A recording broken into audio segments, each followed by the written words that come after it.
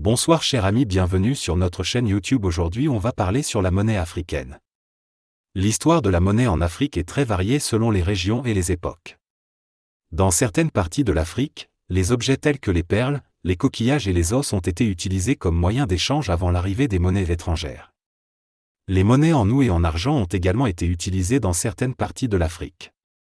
Les Européens ont introduit des monnaies comme le franc et la livre, qui ont été largement utilisées pendant la période coloniale. Aujourd'hui, la plupart des pays africains utilisent leur propre monnaie nationale. La monnaie en Afrique est une histoire complexe qui a été transmise par de nombreux facteurs, tels que les échanges commerciaux, les invasions étrangères et les changements politiques. Avant l'arrivée des Européens, de nombreux peuples africains utilisaient des objets tels que des coquillages, des perles et des os comme moyen d'échange.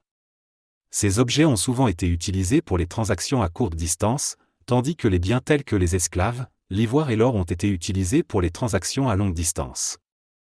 Avec l'arrivée des Européens, des monnaies étrangères telles que le franc et le livre ont été distribuées et ont été largement utilisées pendant la période coloniale.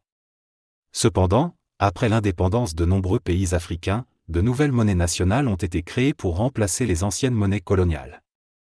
Aujourd'hui, la plupart des pays africains utilisent leur propre monnaie nationale, mais il y a quelques exceptions, comme le CFA en Afrique de l'Ouest et la RDC qui utilisent encore des monnaies liées à l'euro ou au franc CFA. Il y a aussi des régions qui ont des problèmes de monnaie faible, de l'inflation, des taux de change instables et une grande quantité de monnaie illégale en circulation. Les créateurs de cette monnaie. Les créateurs de monnaie en Afrique dépendant de la région et de l'époque considérée. Avant l'arrivée des Européens, les objets utilisés comme moyen d'échange étaient souvent fabriqués par les artisans locaux. Avec l'arrivée des Européens et la colonisation, les monnaies étrangères ont été livrées et fabriquées principalement par les puissances coloniales. Après l'indépendance de nombreux pays africains, de nouvelles monnaies nationales ont été créées pour remplacer les anciennes monnaies coloniales. Les banques centrales de ces pays sont généralement chargées de la production et de la distribution de la monnaie. Il est important de noter que certaines monnaies en Afrique sont encore liées à l'euro ou au franc CFA, comme la CFA en Afrique de l'Ouest et la RDC, qui sont émises par la Banque des États de l'Afrique de l'Ouest, BCEAO, et la Banque des États de l'Afrique centrale, BEAC, respectivement. Échange sur le marché monétaire. Le marché monétaire est un marché financier sur lequel les participants échangent des actifs à court terme, tels que les billets à ordre, les chèques de voyage, les chèques de banque et les certificats de dépôt.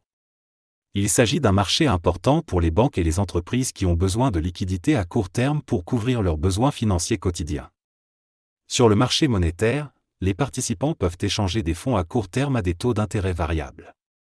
Ces taux d'intérêt sont généralement plus élevés que les taux d'intérêt à long terme, car ils entraînent les risques associés à des investissements à court terme.